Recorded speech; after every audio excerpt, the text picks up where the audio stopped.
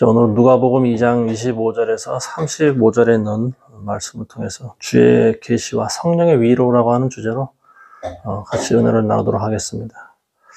이 누가복음 2장에 나와 있는 그 내용 전반절에 보면은 시므온이라고 하는 사람이 등장하는데, 예루살렘에 살고 있던 시므온이라고 하는 사람은 아마도 나이가 많은 노인이었던 것 같습니다.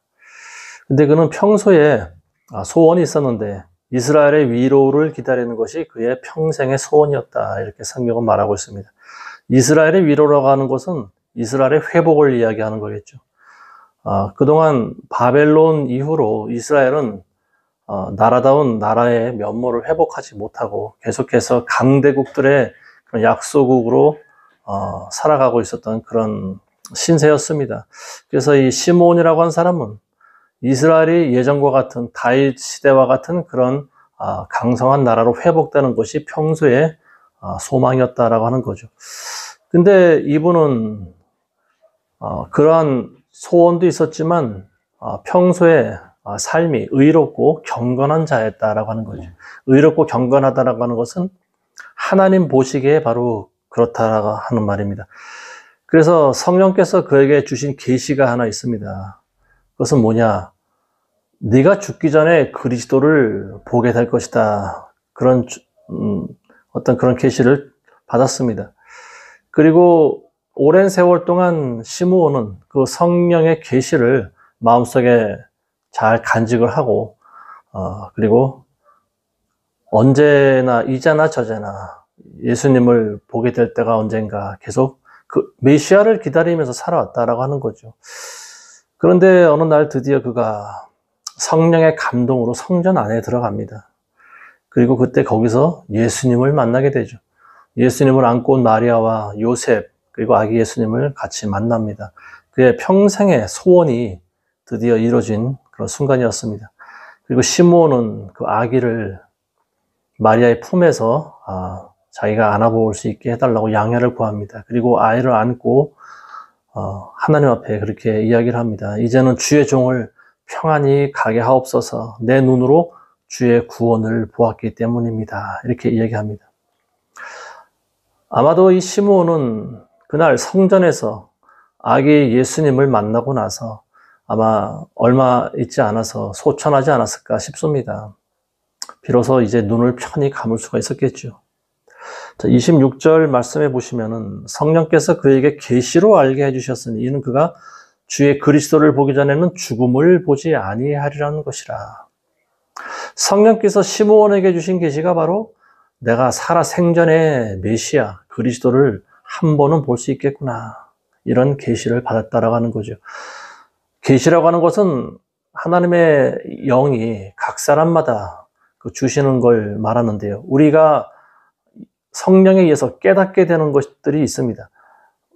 가장 큰 계시는 일반적이고 가장 보편적인 계시는 바로 우리에게 주어진 성경 말씀입니다. 이 성경 말씀에 모든 하나님의 계시가 다 들어있다라고 하는 거예요. 그렇지만 우리가 같은 텍스트를 읽어도 조금씩 감동이 다릅니다. 어떤 사람은 이 부분에 대해서 이 부분을 조금 더 비중 있게 해석을 하는 부분이 있는가 하면, 또 다른 사람은 또 다른 구절에 더 많은 또 은혜와 감동을 받기도 해요. 이처럼 시므온에게는 그 그리스도를 죽기 전에 볼 수 있을 것이다 라고 하는 그런 계시가 주어졌고요. 그리고 놀랍게도 그 계시는 실현이 됐습니다. 시므온에게 있어서는 그게 평생의 소원이었고 그리고 하나님의 위로였다라고 하는 겁니다. 시므온이 바랬던 것은 뭡니까? 바로 이스라엘의 위로 아니겠습니까? 이스라엘의 회복은 보지 못했지만 그는 하나님의 위로를 받았다라고 하는 말입니다. 오늘의 설교의 주제가 바로 위로라고 하는 단어입니다. 그러니까 우리가 이 말씀을 같이 묵상하시면서 우리 모두 각자에게 주시는 하나님의 위로가 임하시기를 주의 이름으로 축원합니다. 시므온은 이스라엘의 독립은 보지 못했습니다. 그렇지만 그보다 더 값진 걸 받게 됐죠. 그게 바로 그리스도를 만난 거였습니다. 비록 어린 아이였지만 그는 이 아이가 장차 자라서 하나님의 아들로서 주어진 모든 사명을 다 완수하고 그리고 모든 인류의 죄를 대신 지고 갈 어린 양으로 오셨다라고 하는 사실을 깨달을 수가 있었습니다. 물론 성령의 감동에 의해서죠. 우리나라의 상황과 지금 잠시 비교를 하자면요. 우리에게도 남은 과업이 있습니다. 우리 한반도, 이 대한민국에게 주어진 가장 큰 과업이라고 하면은 통일이라고 할 수 있습니다. 남북한이 통일되는 겁니다. 이보다 더 큰 과제가 지금은 없죠. 당면한 가장 큰 과업인데 이게 곧 대한민국의 회복이라고도 할 수 있는 겁니다. 그렇지만 대한민국의 회복과 통일보다 더 중요한 것이 있습니다. 그것은 뭐냐? 바로 예수 그리스도를 만나는 일입니다. 이 말씀을 듣는 모든 분들이 진심으로 예수 그리스도를 만나게 되시길 주의 이름으로 축원드립니다. 그리고 더 나아가서 우리가 살아있을 때 예수 그리스도의 재림을 우리가 맛보는 겁니다. 예수님의 재림, 이 말씀은 우리가 마음속으로 생각만 해도 마음 떨리는 그런, 참으로 어찌 보면 두렵기도 하고 또 우리 평생 가장 간절히 소망하는 부분 아니겠습니까? 우리가 살아생전에 예수 그리스도를 볼 수 있다면. 이런 생각 여러분들 하지 않았습니까? 우리에게 있어서 가장 값진 소망과 소원이라고 하면 바로 예수님을, 우리가 죽음을 맛보지 않고 이 세상에서 예수님을 만나는 일보다 더 귀한 것은 없다는 사실을 우리가 알 수 있습니다. 계시라고 하는 것은 절대로 예수 그리스도와 뗄래야 뗄 수 없는 것이 바로 계시입니다. 어떤 계시든지 항상 어떤 계시든지 예수 그리스도 중심의 그런 계시가 되어야 됩니다. 주객이 전도되는 그런 계시는 진정한 계시가 아니죠. 인간적인 생각과 계획이 하나님보다 먼저 앞설 수가 없습니다. 주의 계시라고 하는 것은 하나님의 일을 우리가 깨닫게 되는 건데요. 성경 말씀을 통해서 각자에게 계시가 주어지는 것을 우리가 받아야 됩니다. 특히 지금과 같은 시대에 있어서 우리가 계시를 받지 않으면요, 우리는 굉장히 마음이 우울하고 그런 힘든 상황 가운데 있기 때문에 우리는 빛을 받아야 돼요. 그리고 그 빛은 바로 그리스도의 말씀이시고, 그리고 성령의 계시와 감동을 통해서 우리가 앞으로 어떻게 살아가야 될지를 우리는 구별할 수 있어야 됩니다. 그리고 그 말씀을 따라갈 줄 알아야 돼요. 계시가 없으면 백성들이 방자히 행한다고 그랬습니다. 이 시대에 우리는 하나님의 계시를 받게 되시기 바라겠습니다. 지금 우리나라 이 상황을 봤을 때요, 인간적인 생각이 앞설 때가 많이 있습니다. 그래서 우리는 그보다 먼저 주의 계시를 받아야 됩니다. 그리고 하나님 말씀대로 행동하면서 살아가는 여러분들 되시길 바라겠습니다. 자, 시므온이 아기 예수를 만나서요, 그리고 그 아기를 안고 그리고 그런 예언을 합니다. 오늘 34절과 35절 말씀해 보시면요, 시므온이 그들을 축복하고 주의 모친 마리아에게 말하기를, 보라, 이 아기는 이스라엘에 있는 많은 사람의 패망과 흥성을 위하여 또 비방받을 표적을 위하여 세워졌으니 정녕 칼이 내 자신의 혼을 찌름같이 되어 많은 사람의 마음속에 있는 생각들이 드러나게 되리라. 이렇게 예언을 합니다. 이 아기 예수님에 대한 예언, 그 예언은 바로 이 아기 예수님이 장차 자라나서 어떠한 일을 할지에 대한, 그리스도의 역할에 대한 그런 예언이라고 볼 수가 있는 겁니다. 예수 그리스도의 초림은 우리가 살아가고 있는 이 인류 역사에 굉장히 큰 지대한 영향을 미쳤습니다. 자, 첫 번째로 과거에 이스라엘에 있는 많은 사람들의 패망과 흥성을 가져오셨다라고 하는 말입니다. 그리고 그것은 초림뿐만이 아니고 다시 오실 예수님에게도 해당되는 말씀입니다. 예수님은 우리 인간의 역사를 절반으로 가르신 분입니다. 그래서 예수님이 오시기 이전의 역사를 우리가 BC 시대라고 합니다. BC. 그리고 예수님이 오신 이후의 시대, AD, 기원 후 시대라고 합니다. 이처럼 예수님은 기원 전과 기원 후 인류의 역사를 나누신 분이 바로 예수님이시죠. 어떤 사람에게는 패망을 가져다 주시고요, 또 어떤 사람에게는 흥성을 가져다 주신다라고 하는 말입니다. 어떻게 이런 일이 일어날 수 있을까요? 어떤 사람이 패망을 당하고 어떤 사람이 흥성을 얻게 될까요? 패망을 얻는 사람은 예수님을 부인하는 사람들입니다. 예수님을 하나님의 아들로 인정하지 않고 그분의 말씀대로 살아가지 않는 사람들을 예수님께서는 패망하게 하십니다. 그리고 예수님을 따르고 예수님을 믿고 예수님을 위해 한평생 헌신하며 살아온 사람들에게 예수님께서는 장차 영원한 천국을 허락해 주십니다. 이것이 바로 흥성인 거예요. 예수님은 모든 가치의 기준이 되신다라고 하는 것을 우리가 알아야 됩니다. 예수 그리스도는 그 누구도 속일 수가 없습니다.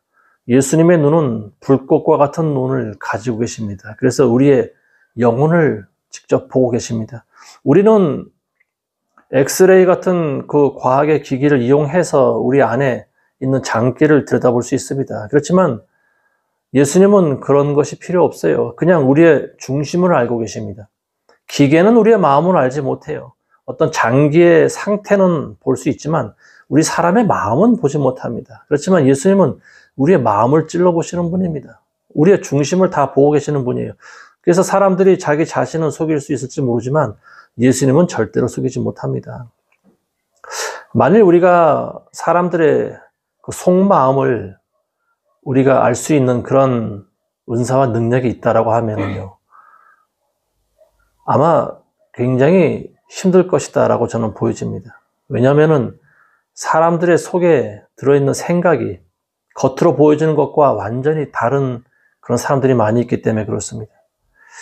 우리가 예수님과 같은 눈을 가지고 있다라고 하면요, 우리는 사람의 마음을 꿰뚫어 볼 수가 있습니다.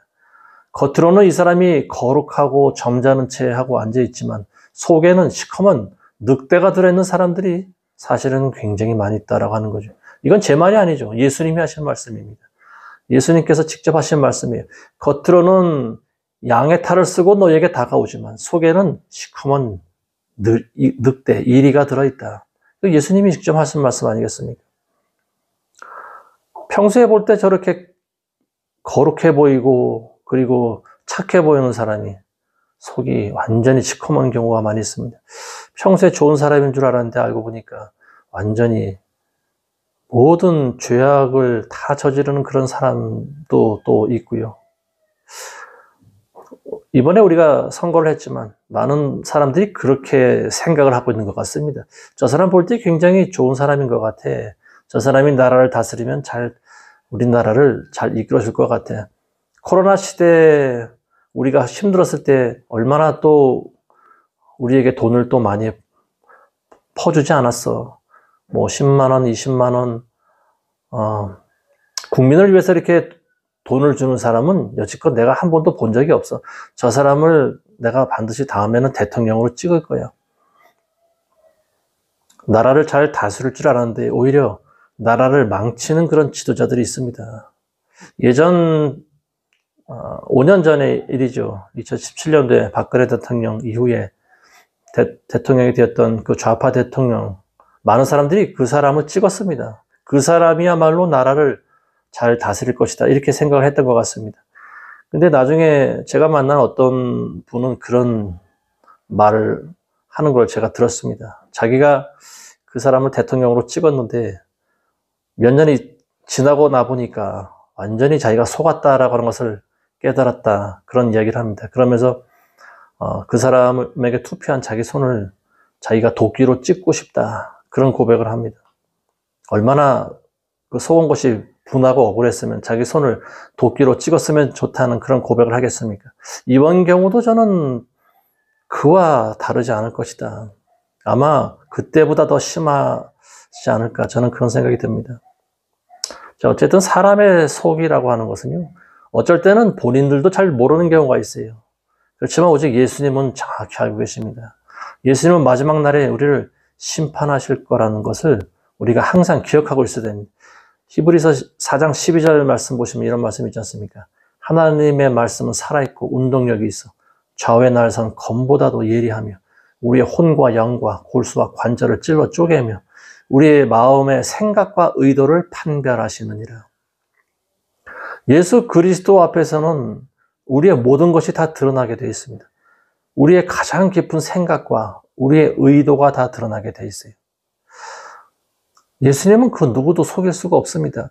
많은 사람들이 마지막 때 예수님의 심판대 앞에서 아마 공황장애에 걸릴 것입니다. 평생 동안 교회를 다니고 11조를 내고 헌신을 했는데 예수님으로부터 내가 너를 도무지 모른다, 내게서 떠나가라, 이런 호통을 듣는 사람들이 아마 부지기수로 많이 있을 거라고 보여집니다. 교회 다닌다고 하면서 지도자의 자격이 안 되고 오히려 감옥에 가야 될 사람을 대통령으로 뽑아주고 불의한 일을 보면서도 못 본 채 하고 오히려 적극적으로 협조하는 그런 목사와 교인들 이런 사람들에게는 앞으로 화가 있을 것이다. 저는 그렇게 믿습니다. 물론 몰라서 그렇게 그런 행동과 또 그런 모습을 보이는 거겠죠. 그렇지만 이미 미혹된 것도 하나님의 심판이라고 보여집니다. 히브리서 4장 13절에 보시면요. 그 어떤 피조물도 그분 앞에는 나타나지 않는 것이 없나니 오직 만물이 우리가 회개해야 하는 그분의 눈앞에 벌거벗은 채로 명백히 드러나느니라. 우리가 하나님 앞에 서게 될 때는요. 우리는 벌거벗은 채로 하나님 앞에 나섭니다.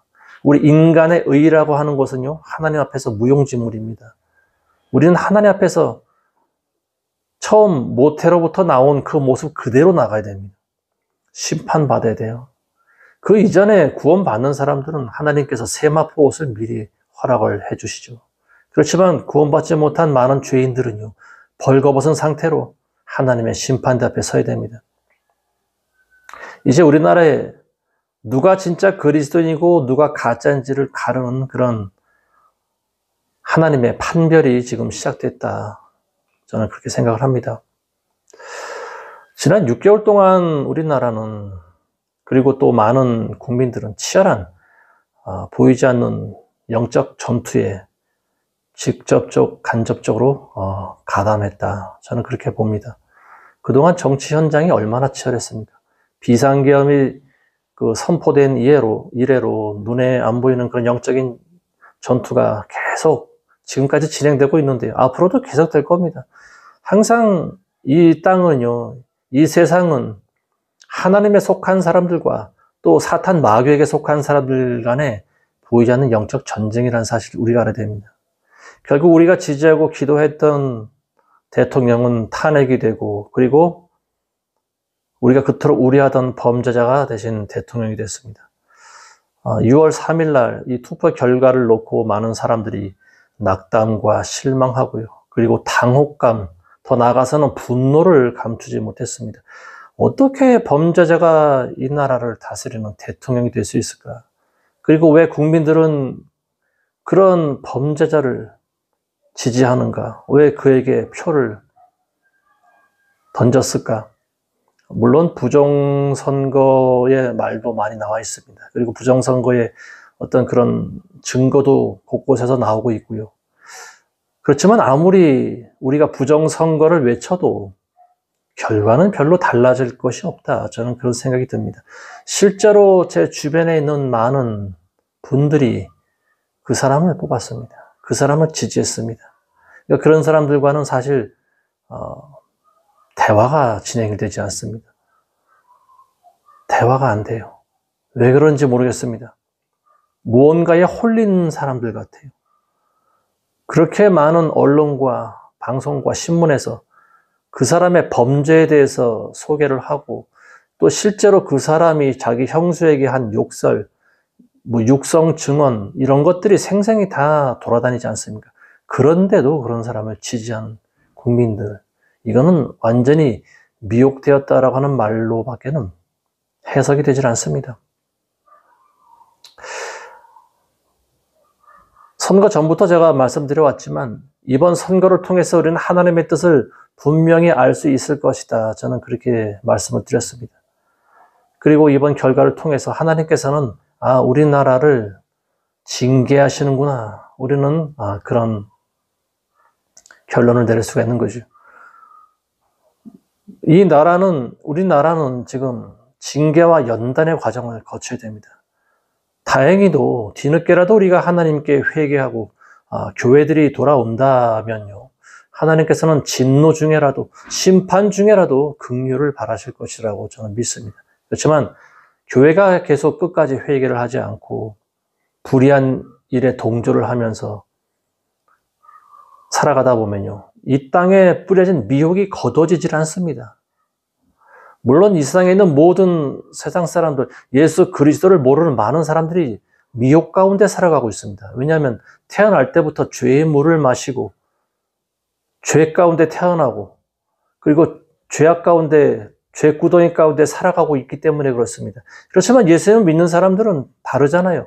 예수님 믿는 사람들은 빛을 받은 사람들이고 이 사람들은 선이 무엇이고 악이 무엇인지 분별할 수 있는 사람들입니다.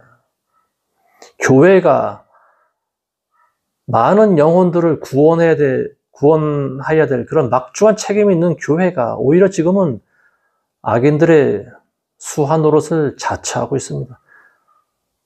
그래서 지금 온 나라에 아주 이 뿌리 깊은 미혹이 뿌려지고 있는데 그게 걷어지질 않는 거예요. 사람들을 깨울 수 있는 힘은 교회로부터 나오지 않겠습니까? 그리고 교회는 하나님의 말씀을 받아서 그걸 사람들에게 선포해야 되는데 그럴 위치에 있는 사람들이 본인들도 미혹되어 있고 본인들도 잠들어 있고 본인들이 악에 속해 있다라고 하는 사실 자체를 깨닫지 못하고 있습니다. 그게 곧 미혹인 거죠. 만약 우리가 끝까지 회개를 안 한다면 이 나라의 결말은 정말로 비참하지 않을까 싶습니다. 우리가 잘 아시듯이 베네수엘라나 쿠바 같은 나라들 과거에 얼마나 잘 살았습니까? 그렇지만 잘못된 지도자 한 명을 뽑음으로 말미암아서 물론 그 지도자가 부정투표나 부정선거를 통해서 지도자가 됐을 가능성도 있습니다. 그렇지만 어쨌든 한 사람의 잘못된 지도자가 온 나라를 전부 망쳐놓지 않습니까? 3대에 걸쳐서 온 나라를 망가뜨리는 그런 역할을 감당하는 사람들이 바로 지도자들입니다. 최악의 경우에 우리나라는 그보다 더 심해질 수가 있어요. 바로 우리 이웃인 북한입니다. 북한 주민들의 삶을 우리가 조금이라도 관심을 가지고 바라본다면요. 우리는 결코 이번에 대통령으로 선출된 사람을 우리는 결코 뽑을 수가 없었다는 사실을 우리가 알고 계셔야 됩니다. 어쨌든 우리는 올바른 대통령이 우리나라를 끝까지 다스려주기를 바랬지만 그러나 우리의 기도와 바람 이루어지지 않았습니다.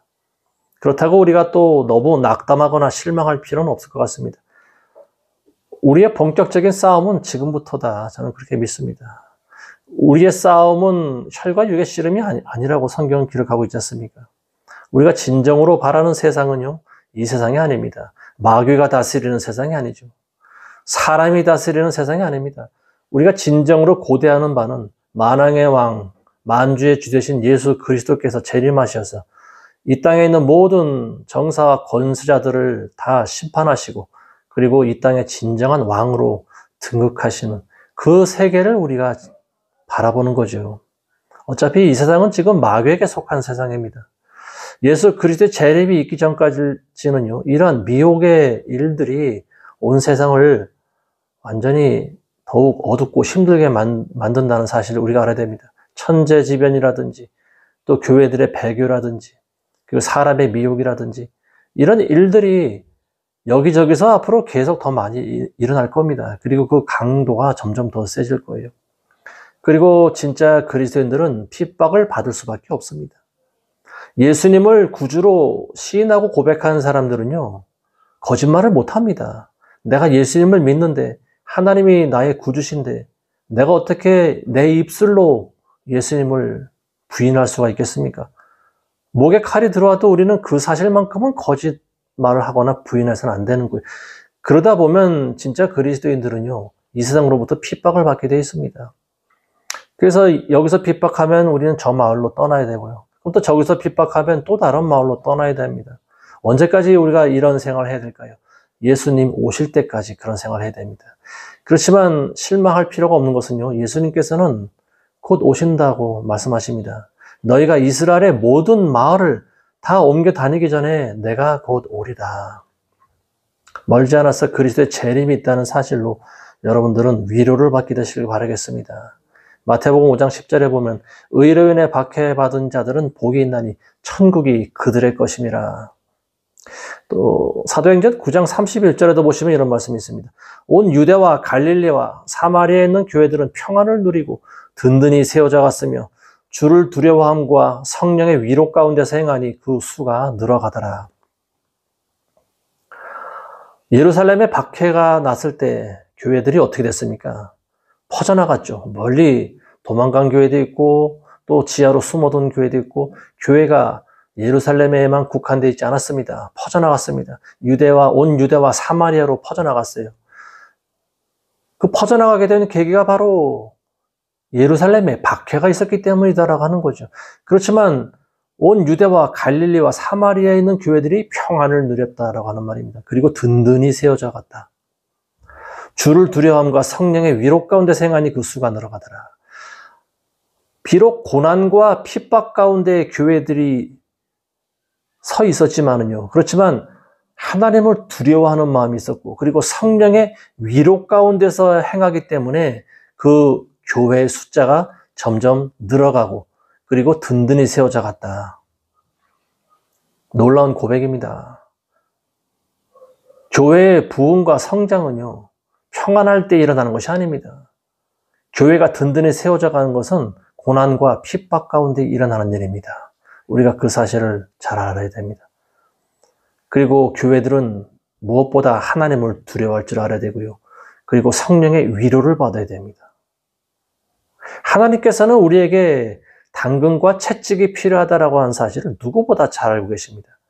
그리스도인들에게 계속적인 고난만 주시면은 아무도 살 수가 없어요. 버틸 수 있는 사람이 없습니다. 그래서 하나님께서는 우리에게 새로운 힘을 주시는데 그 힘은 바로 성령으로부터 나옵니다. 그게 바로 성령의 위로하심입니다.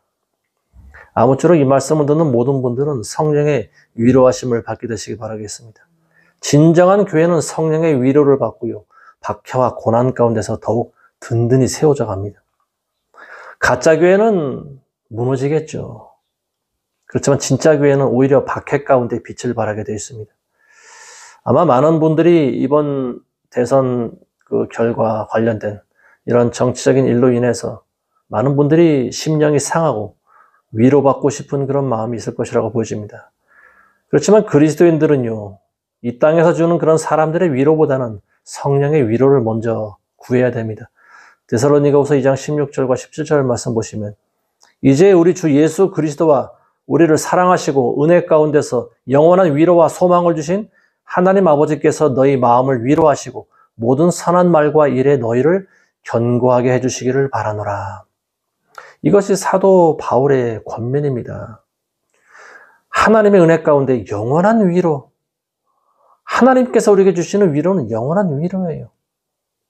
성령의 위로는 영원한 위로입니다. 사람의 위로는 가식적이고 일시적인 위로가 될 수 있어요. 그렇지만 하나님께서 우리에게 주시는 위로는 영원한 위로입니다.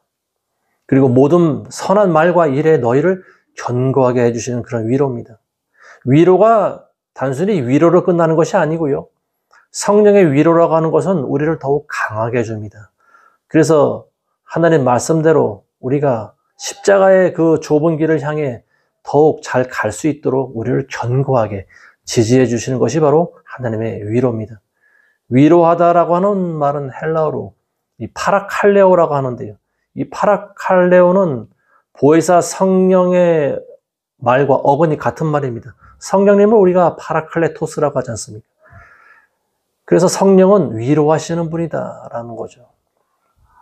사도행전 16장 40절에 보시면요. 그들이 감옥에서 나와 루디아의 집에 들어가서 형제들을 만나 그들을 위로하고 떠나니라. 여기서 말하는 그들이 누굽니까? 바울과 실라입니다. 바울과 실라가 거리에서 전도다 붙잡혔죠. 그래서 감옥에 갇혀 있는데요. 온 손과 발에 착고가 채워지고요. 감옥에서 누워 있습니다. 그리고 둘이 누워서 하나님께 기도하고 밤에 찬송했습니다. 근데 그때 옥문이 열립니다. 아마 하나님께서 눈에 안 보이는 천사를 보내셔서 옥문을 열게 하신 것이 아닐까 싶습니다. 그리고 바울과 실라의 그 손발에 채워져 있는 수갑이, 그 쇠사슬이 전부 저절로 다 풀려버립니다. 그리고 모든 감옥문이 다 열렸어요. 이 두 사람만 빠져나온 것이 아니고 모든 사람들에게 채워진 사슬이 다 풀려버렸습니다. 여기서 우리가 알 수 있는 사실이 무엇일까요? 어떤 특정 종교 지도자나 사역자들에게만 하나님의 은혜가 임하는 것이 아니라고 하는 거죠. 감옥에 갇혀있던 모든 그리스도인들에게 하나님의 은혜가 임하는 줄로 믿습니다. 그래서 이 바울과 실라는 감옥에서 나오자마자 곧바로 루디아의 집으로 달려갑니다. 루디아의 집에는 바울과 실라가 감옥에 갇힌 사실을 놓고 기도하는 사람들이 모여 있었겠죠. 그래서 그들은 밤새도록 기도했습니다. 하나님, 저들을 제발 평안히 풀어나게 해 주시옵소서. 아마 그들이 금식하면서 간절히 기도했을 것이라고 보여집니다. 이제 그 지역에, 이방인이 살던 지역에 복음이 들어간 지 얼마 되지도 않았는데 이 지도자들이 감옥에 갇히는 상황이 발생했습니다. 그러니까 이 믿음이 어린 성도들은 아무것도 할 수 있는 게 없습니다. 그래서 오직 기도하는 일밖에 없었죠. 그래서 루디아의 집에 모여서 기도합니다. 하나님, 바울과 실라를 제발 풀어나게 해 주시옵소서. 이 어린아이와 같은 단순한 기도에 하나님은 응답해 주셨습니다. 그리고 그들은 풀려났고요. 이 바울과 실라는 오히려 루디아의 집에 모여서 자기들을 위해 기도했던 사람들을 오히려 위로해주고 길을 떠납니다. 너희의 기도가 응답됐고 이제 너희는 걱정할 필요가 없다. 우리는 풀려났으니. 그리고 여러 가지 말로, 좋은 말로 그 사람들을 위로해주고 바울과 실라는 그 자리를 떠납니다. 저 여러분들도 믿음이 연약한 형제들을 위로해 주시기 바랍니다. 이번 일로 마음이 상한 사람들 많이 있을 거예요. 여러분들 그분들에게 가서 하나님의 말씀으로 위로해 주시기 바라겠습니다. 데살로니가전서 4장 16절 이하에 보시면요, 우리가 잘 아시는 말씀이 있죠. 주께서 호령과 천사장의 음성과 하나님의 나팔소리와 함께 하늘로부터 친히 내려오시리니 그러면 그리스도 안에서 죽은 자들이 먼저 일어나고 살아남이 있는 우리도 공중에서 주와 만나기 위해 그들과 함께 구름 속으로 끌려 올라가리니 그리하여 우리가 영원히 주와 함께 있으리라. 그러므로 이러한 말로 서로 위로하라. 이러한 말로 서로 위로하라. 이러한 말이 무슨 말입니까? 제가 읽은 말씀이 바로 예수 그리스도의 재림 아닙니까? 그리고 휴거 아닙니까? 예수님의 재림이 있을 때 예수님께서는 우리를 공중으로 끌어올리시는 그런 역사가 일어나지 않습니까? 우리가 홀연히 변화됩니다. 어느 날 갑자기 우리의 귀에서는 천둥 번개치는 그런 소리가 들릴 거예요. 그리고 하늘문이 열리면서 천사장의 호령과 하나님의 나팔 소리가 들리게 될 겁니다. 물론 이거는 구원받은 그리스도인들에게만 들리는 그런 소리죠. 구원받지 못한 멸망의 자식들에게는 이런 소리가 들리지 않습니다. 그리고 그 소리가 들리면서 우리는 홀연히 변화됩니다. 물론 그리고 우리보다 먼저 올라가는 존재들이 있죠. 무덤이 열리면서 우리보다 먼저 세상을 떠난 우리 믿음의 선진들, 우리 믿음의 선배들이 그들의 영혼이 먼저 예수님을 만나러 올라갑니다. 그리고 우리도 곧바로 변화된 몸으로 올라갑니다. 우리가 변화될 때는 그건 하나님께서 우리를 변화시키시는 거죠. 그래서 우리 있는 모습 그대로 올라가는데요. 근데 얼굴이 달라지거나 뭐 그런 것이 아닙니다. 변화된다라고 하는 것은 마치 예수님이 부활하실 때 그 모습과 같이 변화되는 거예요. 우리가 신령한 몸으로 변화되는 것입니다. 지금 우리는 육의 몸을 입고 있어요. 그리고 육신 가운데 갇혀 있습니다. 그렇지만 이 육신은 변화가 됩니다. 언젠간 변화가 돼요. 우리가 올라갈 때는 우리가 걸치고 있었던 이런 옷들만 아마 자리에 남아있을 거라고 보여집니다. 그리고 우리는 예수님이 주신 세마포 옷을 입고 공중으로 올라가요. 이게 바로 휴거입니다. 끌어올리는 거예요. 독수리가 먹이를 채가듯이 순식간에 우리를 들어 올리시는 이 사건, 이게 바로 휴거 사건입니다. 영어로는 랩처라고 합니다. 예수님께서는 우리를 위험한 지경으로부터 건지시길 원합니다. 이 세상에 본격적인 핍박이 있기 전에 반드시 휴거 사건이 있다는 사실을 여러분들이 믿으시기 바랍니다. 언제 오실지, 그 사건이 언제 일어날지 아무도 모릅니다.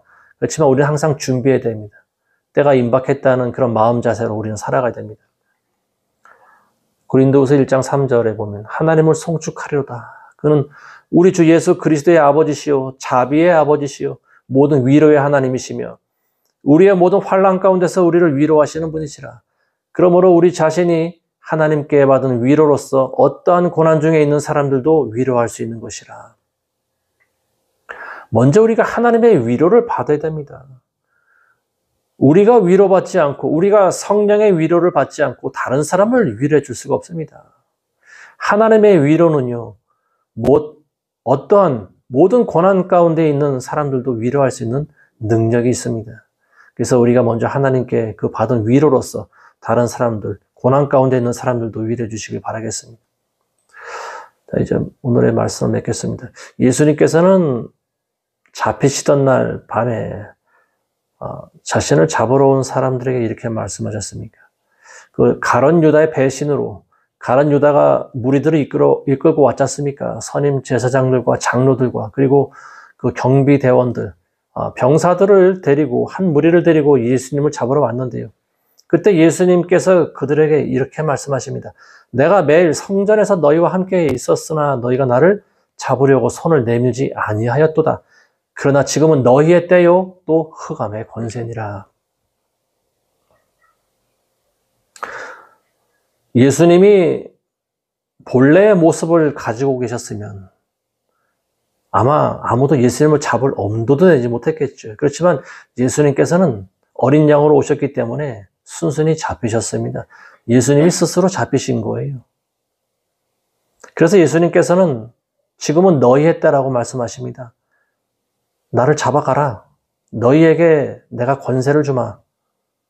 그래서 흑암의 권세다 이런 말씀하십니다.